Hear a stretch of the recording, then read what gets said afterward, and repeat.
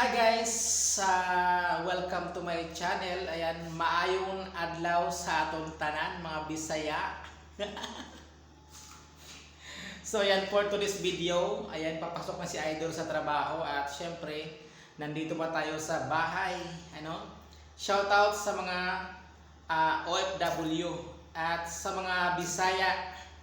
Ayan, shoutout sa mga Bisaya, mga taga-Aroroy, Masbati, shoutout. Yan, shout out sa mga taga-Aroroy na mga gwapo kag mga maganda. Sana all. Sana all mga maganda kag mga gwapo. So ayan, pa-support naman po sa akong channel, sa ninakong channel Mga kababayan ko dito sa Aroroy, pa-support naman po sa ninakong channel. Paki-follow naman po At syempre paki-watch sa akong mga video. Salamat. So yan, basta mga taga-Aroroy talaga ng mga gwapo. Sana all. So ayan, today is araw ng Friday. Ayan, so wala tayong diop ngayon. Actually, diop ko dapat ngayon, pero papasok ako para buwas na lang ako ma-diop. Ayan, ginlipat ko na akong diop sa adlaw sa akong diop para buwas makapag shopping kay may sale daw sa mall buwas. yung sale ang ginabangan So again, shout out sa mga kababayan ko dito sa Aroroy, Masbati na mga gwapo kag mga magaganda. Ayan, so adigali ang iyo idol, ang iyo kababayan na si Idol Cup sa Saudi Arabia nakikipagsapalaran.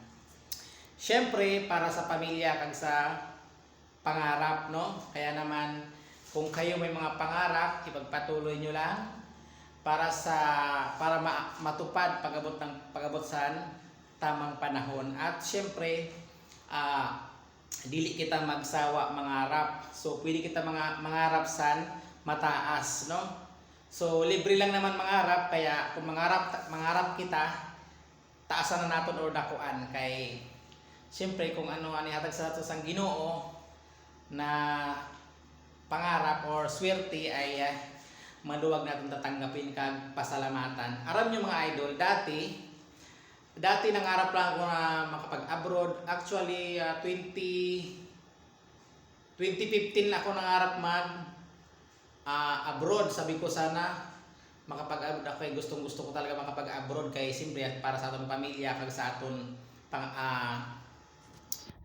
future. So, balik 4 years ako nangarap.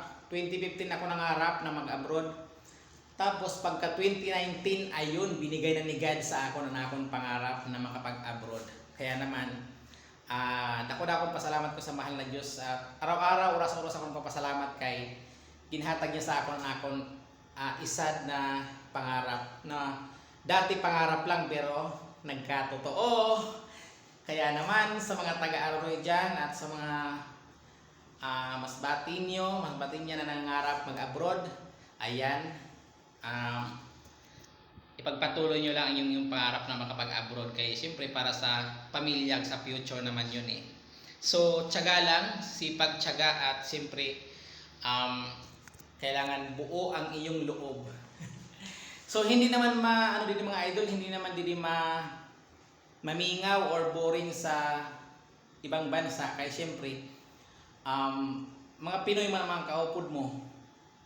So kung mag-apply ka na sa Pilipinas, so dida pa lang magkakilala na kamo sa mga makakaupod nyo na mga Pinoy-Pinay. So pag abot nyo dito sa ibang bansa, urupod mangyapon, kaya huwag kayong matakot at huwag kayong mangamba kay urupod man kamo sa niyo mga karaupod halik sa Pilipinas.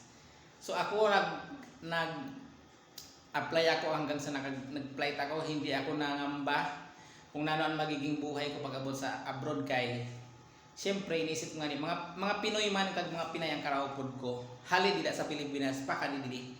Kaya pag abot didi mag-urupod gyapon kami, kaya hindi dapat mangamba, Hindi man pwedeng isipin mo na malungkot ka or maboboring ka kasi didi open mag-cellphone kahit anong oras.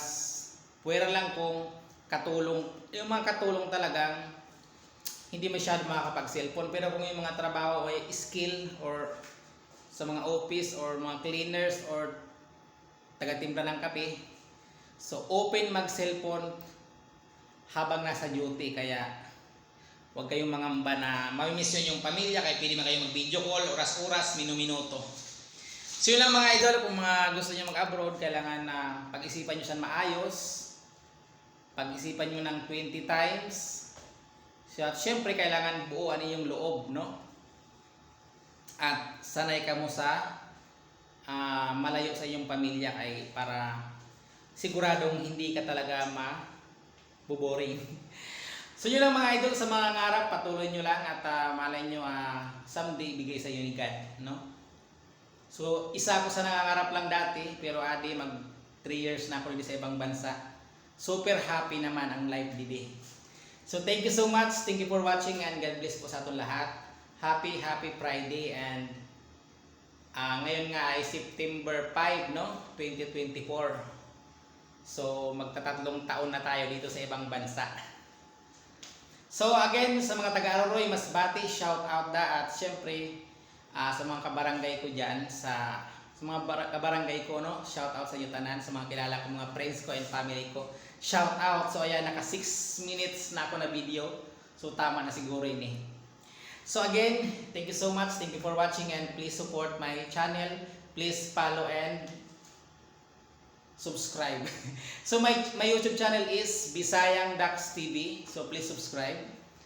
Ayan, hanggang dito lang ang akong video, and damo-damo na salamat sa iyong pagtiyaga manood sa akong video hanggang sa matapos ang 7 minutes na video. Again, thank you so much, and bye-bye.